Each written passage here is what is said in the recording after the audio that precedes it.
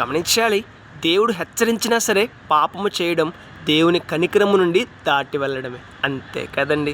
తప్పు చేసిన వెంటనే మానవుణ్ణి దేవుడు హెచ్చరిస్తాడు. వాక్యం ద్వారా హెచ్చరిస్తాడు, సేవకుని ద్వారా హెచ్చరిస్తాడు, కుటుంబ సభ్యుల ద్వారా హెచ్చరిస్తాడు. అన్ని రకాలుగా దేవుడు హెచ్చరిస్తాడండి. దేవుడు హెచ్చరించిన, దేవుడు బుద్ధి చెప్పిన, దేవుడు గద్దించినా సరే ఎవరైతే తమ జీవితాన్ని మార్చుకోకుండా, తమ జీవితాన్ని సరిచేసుకోకుండా, తమ జీవితాన్ని బాగు చేసుకోకుండా ఇంకనూ పాపంలో కొనసాగుతున్నారు అని అంటే అందుకు అర్థం ఏంటంటే దేవుని కనికరం నుండి వారు దాటిపోతున్నారు. గమనించాలి. దేవుని కనికరం నుండి దాటిపోతే దేవుని కోపమును పొందుకునే ప్రమాదం ఉంది. దేవుని కోపము బహుఘోరమైనదండి. ఆ కోపము ఎంత భయంకరమైనదంటే మానవుడు తట్టుకోలేడు. ఒకసారి ఆలోచన చేద్దాం. దేవుడు హెచ్చరించినప్పుడే జీవితాన్ని మార్చుకుందామండి. దేవుడు హెచ్చరించినప్పుడే జీవితాన్ని సరిచేసుకుందామండి. దేవుడు హెచ్చరించినప్పుడే జీవితాన్ని బాగు చేసుకుందామండి. దేవుడు హెచ్చరించినప్పుడే మన జీవితాన్ని జాగ్రత్త చేసుకుందామండి.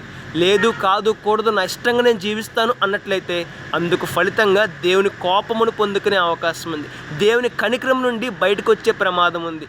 దేవుని కనికరం నుండి బయటకు వచ్చామనుకోండి మన జీవితం చాలా ఘోరమైపోతూ ఉంటుంది. ఒకసారి ఆలోచించేద్దాం, మన జీవితాన్ని మార్చుకుందాం. తప్పు చేసినప్పుడు దేవుడు హెచ్చరించినప్పుడు మన జీవితాన్ని బాగు చేసుకుందాం, సరి చేసుకుందాం, దేవుడు చెప్పినట్టుగా జీవిద్దాం. రేపటి దిన శ్రేష్టమైన పరలోక రాజ్యాన్ని పొందుకుందాం. నరకమును తప్పించుకుందాం, శ్రమను తప్పించుకుందాం, బాధను తప్పించుకుందాం, దుఃఖమును తప్పించుకుందాం. యుగ యుగాలు ఆనందంగా పరలోకంలో జీవిద్దాం. May God bless you.